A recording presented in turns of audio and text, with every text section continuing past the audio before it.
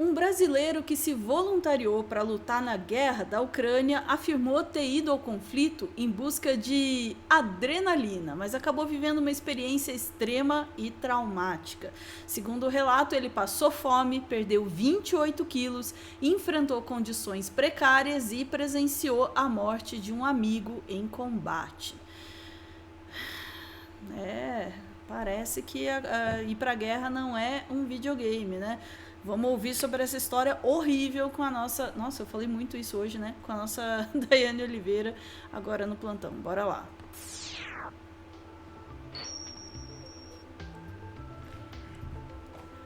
Daiane, que plantão é esse? Quase todos os cortes eu falei, vamos ouvir sobre essa história horrível com...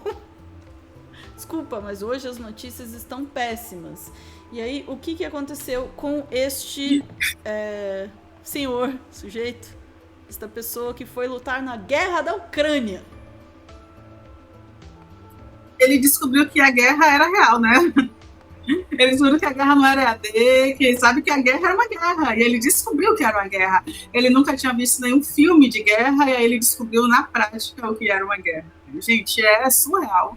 Eu não sei o que as pessoas pensam do que é uma guerra, mas nesse caso o Fantástico trouxe nesse domingo, e essas matérias continuam repercutindo no site, no G1, porque é a história de um brasileiro, né? O Fantástico localizou um ex-combatente, que é o combatente baiano. Eu gosto muito dele, gente, ele é fabuloso, isso é ironia, logicamente.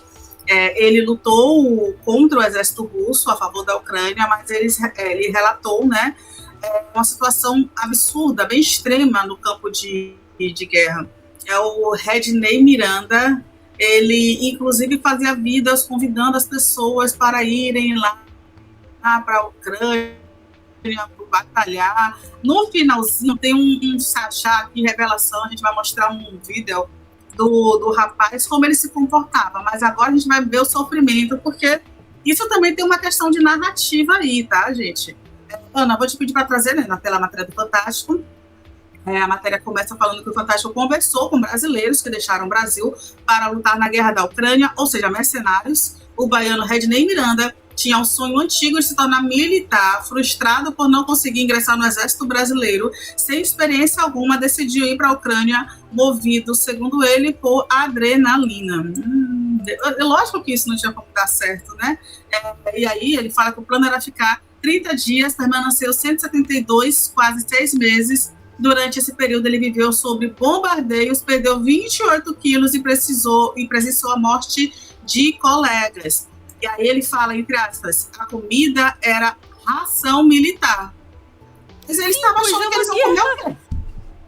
Você sabe? Eles queriam ter um banquete no meio da guerra? Algo limpinho, organizado, algo, sabe, os talheres de prata. Eles queriam o quê? Então, ele fala que a alimentação era precária, praticamente inexistente, entre aspas. A comida era a ração militar, passei a ficar 3 dias só com tempero do macarrão instantâneo, ainda achou o tempero, sorte sua. Ele retornou para o Brasil com 28 quilos a menos, cheguei com 90 e voltei com 70 e poucos. Ele mostra aí, tem um vídeo, né, uma foto do que ele estava comendo naquele momento.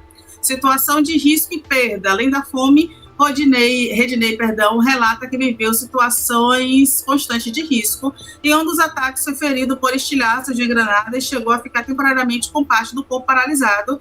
E ele presenciou a morte de 17 colegas, entre eles o paranaense que já foi dito aqui, que é o Braddock, que ele inclusive trouxe a camisa do Braddock. Ele queria devolver para a família, talvez ele consiga, e entre aspas ele falou, né, que esse Braddock, ele saiu da trincheira sem equipamento e um drone o atingiu, ele estava sem colete, sem nada, então ele acabou falecendo.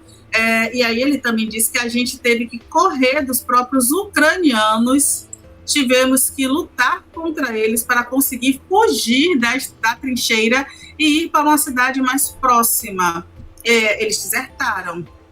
E ele fala que nunca passou a sair de casa, pensou sair, ele falou, eu não posso sair de casa, que ela fica ligando, a filha dele fica ligando, papai, você foi pro buraco de novo, que é o trauma em relação à menina, a filha dele, que fica ligando para ele para saber se ele voltou para a guerra na Ucrânia ou se ele só foi do outro lado da esquina. Inclusive, ontem, Ana, quando a gente comentou sobre esse caso, sobre os casos brasileiros, que a mídia brasileira agora está tentando fazer uma ideia de dramatização, como se as pessoas não soubessem, todas as pessoas não soubessem o que seria uma guerra, entre aspas, aí, nem todos, né, a gente pode de fato dizer isso. A gente viu o vídeo da criança chorando aí, dizendo que queria ver o papai.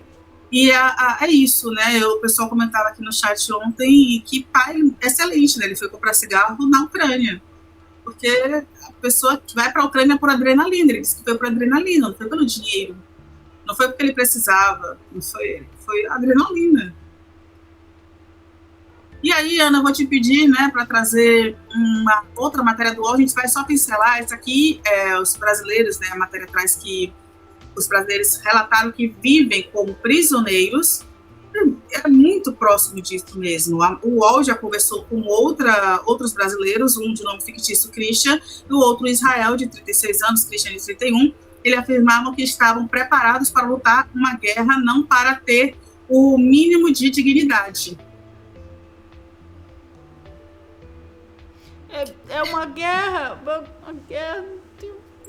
mais do que eles, olha a aspas do que um falou, mais do que uma decepção, isso aqui é humilhação, mas eles, e aí o outro falou, pensei que enfrentaria um treinamento, mas é só humilhação, eles queriam um treinamento para ir lá executar pessoas. E aí a matéria vai e continua com esse processo, inclusive falando que o pagamento prometido para atuação fora da zona de perigo seria de 45 mil grivinhas, eu acho que é assim que fala o nome da moeda, por mês, o equivalente a R$6.000. Já o pagamento pela atuação na linha de frente, né, no front, seria de 120 mil, algo próximo de 14.500. E o valor para combate frente a frente é de 8.800 grivinhas, algo em torno aí a 400 por missão, R$400 por missão. Acho que não é uma boa remuneração. O cara rodando Uber com carro próprio fatura 4 ou 5 por mês. Então, se fez para perder a vida, não acho uma excelente opção não, viu, Ana? Só para a gente finalizar, vamos ouvir o que um outro baiano também falou sobre, no comecinho do front, quando ele estava lá lutando pela Ucrânia, ele também voltou para o Brasil, com o rabinho entre as pernas, mas olha o que ele incentivava quando ele estava lá.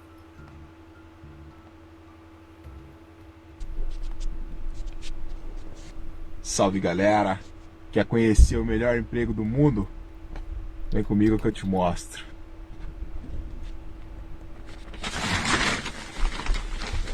Bem-vindo ao meu escritório. Aqui está a minha máquina Barrett calibre 338 Lapua Magnum. Hoje eu estou na função aqui de atirador designado. O tiro mais longo que eu disparei hoje foi 1.200 metros. Estou esperando a confirmação do nosso drone. Na hora que o drone confirmar, esse vai ser o distante mais longo da minha vida. Porque aqui na Ucrânia é Brau, cachorro. E na Legião também é Brau.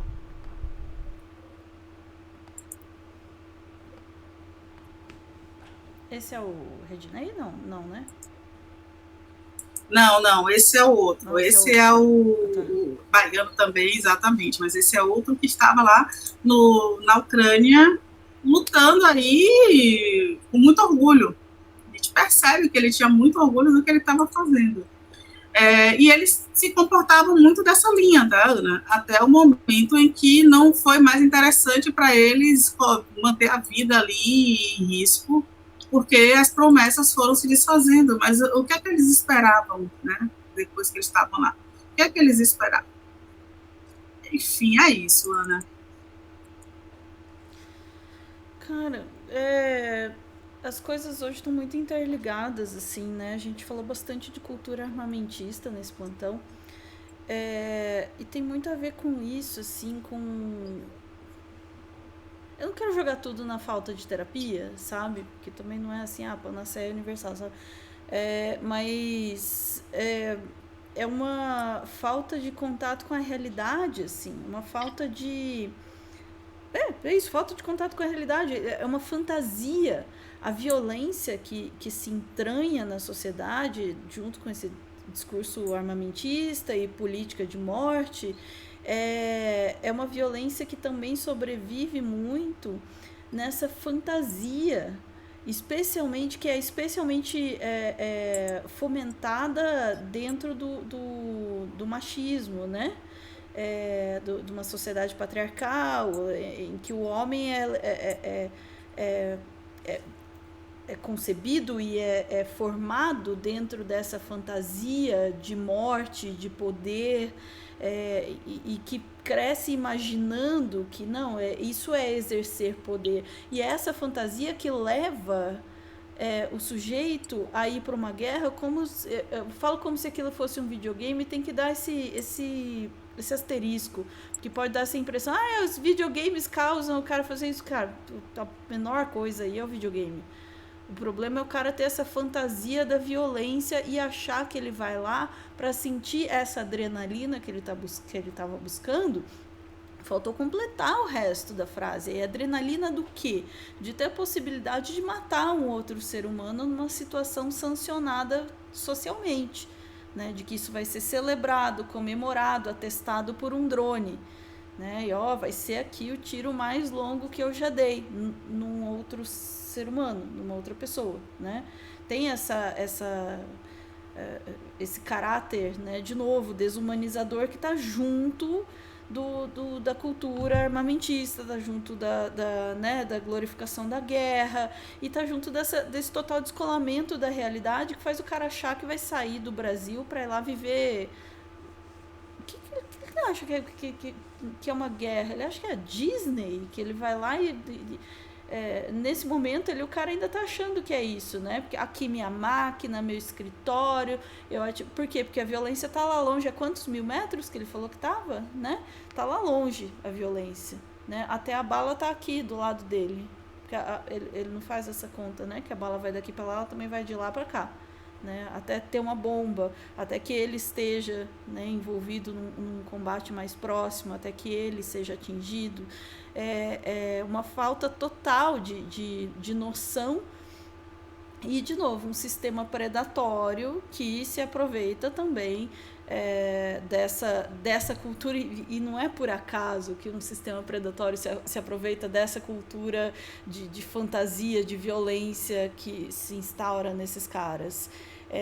Eles são feitos para isso, eles são criados para ser a bucha de canhão também, né? E o sistema predatório, que também fomenta a violência, se aproveita desses mesmos corpos para ir lá servir de mercenário, bucha de canhão, porque mercenário não precisa responder às mesmas regras dos outros.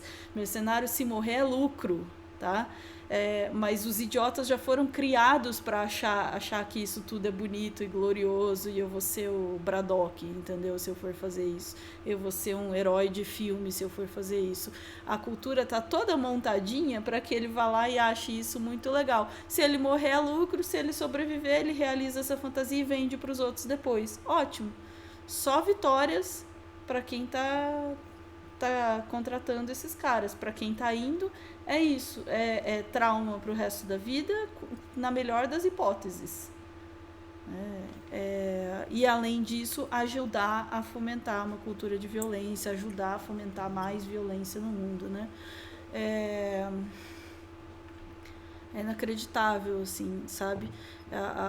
O descolamento total da realidade, como ele é incentivado pelo próprio sistema, e, de novo, porque é vantajoso para o próprio sistema que haja esse descolamento da realidade, porque você tem, e aí desculpa o termo, um exército de idiotas que se dispõem a ir lá morrer numa guerra que não é sua, em que ele não vai ter qualquer tipo de proteção, porque ele viu numa propaganda e ele achou que isso ia ser divertido, né? Ana, Acreditável. Diga, Dai. pessoal perguntou aqui, Daiane, o que está acontecendo com os baianos? Eu não sei, olha que hoje eu nem falei de um outro, tá? Que também resolveu ir para lá, que é o Big Joe, que é conhecido como Arcanjo, o Fantástico também falou dele, de Cajazeiras, o cidadão resolve ir para a Ucrânia. Não sei, mas só para não falar de paranaense e catarinense hoje, a gente fala sobre baianos. Porque o Brasil inteiro está indo. Esse é o problema, né? Obrigada, Dai. Vou mostrar que o idiota ele é universal. Ai, meu Deus do céu. E uma última coisa que eu queria chamar a atenção, que o Rodrigo tá chamando a atenção aqui no chat, né? Também faz a criança passar por esse trauma, né? A criança que não tem nada a ver com isso, né? Enfim. Vamos lá, ficamos por aqui, Dai? Ficamos, Ana. Desejando que menos gente caia nessa burrice sem tamanho, que é ir lutar numa guerra como mercenário. E não é nem como mercenário, porque exército de mercenário existe, né, desde sempre, formado com né, os caras que realmente sabem o que estão indo fazer. Isso aí não é nem mercenário, isso daí. É bucha de canhão que fala, tá? Vamos lá, ficamos por aqui. A gente volta em instantes apenas para dar tchau. Beijos.